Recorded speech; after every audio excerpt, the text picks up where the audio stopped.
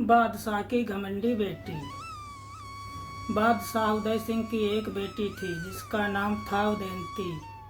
राजकुमारी उदयंती को सुख सुविधाओं की इतनी आदत हो गई थी कि वह उनके बिना रह ही नहीं पाती थी।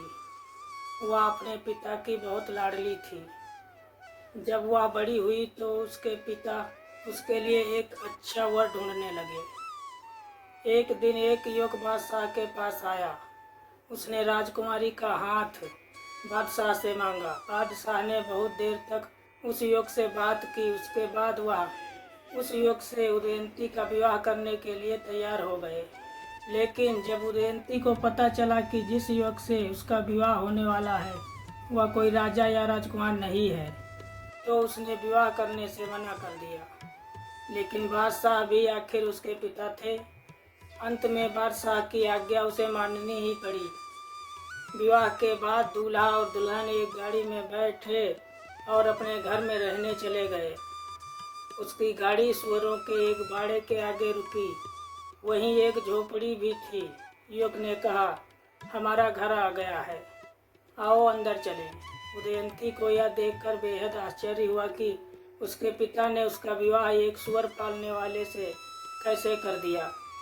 लेकिन वह अब कुछ भी नहीं कर सकती थी। उसके पति ने उससे कहा, अब यही तुम्हारा घर है, कल से तुम मेरे काम में मेरी मदद करना। उदयंती को यह सोचकर भी घिन आती थी कि उसके चारों ओर सुअर घूम रहे हैं, जबकि उसका पति आराम से वहां रह रहा था। धीरे धीरे उदयंती को सुअरों के बीच रहने की आदत पड़ने लगी। वह अपने पति की मदद भी करने लगी। कुछ महीने बीत गए। अब तक उदयंती घर का सारा काम अपने आप करना सीख गई थी, बल्कि उसे यह सब करने में मजा आने लगा था। एक दिन अचानक उसका पति उससे बिना कुछ कहे कहीं चला गया। काफ़ी देर तक वह वापस ही नहीं आया। फिर वहाँ एक बग्गी आई।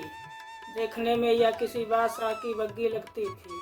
बग्गी के कोचवान ने उदयंती से कहा, आपको हमारे बादशाह साहब ने बुलाया है, आइए मेरे साथ चलिए। उदयंती अब कोई राजकुमारी नहीं बल्कि एक साधारण सुअर वाली थी। वह यह सोचकर डर रही थी कि बादशाह ने उसे क्यों बुलाया है। शायद मेरे पति से कोई गलती हो गई है, उसने सोचा। कोचवान उदयंती को एक राजमहल में ले आया। यह उस राज्य के बादशाह का महल था। उसे बादशाह के सामने बुलाया गया। उसे समझ नहीं आ रहा था कि उससे क्या भूल हो गई है। उसने हिम्मत करके बादशाह की ओर देखा। वह पूछने वाली ही थी, उसे यहाँ क्यों बुलाया गया है। तभी उसे लगा कि उसने बादशाह को पहले कहीं देखा है। ध्यान से देखने पर उसे पता चला कि सामने राज सिंहासन पर और कोई नहीं उसका पति था। उसे इस तरह बादशाह के रूप में देखकर उदयंती भी उसे तुरंत पहचान नहीं पाई।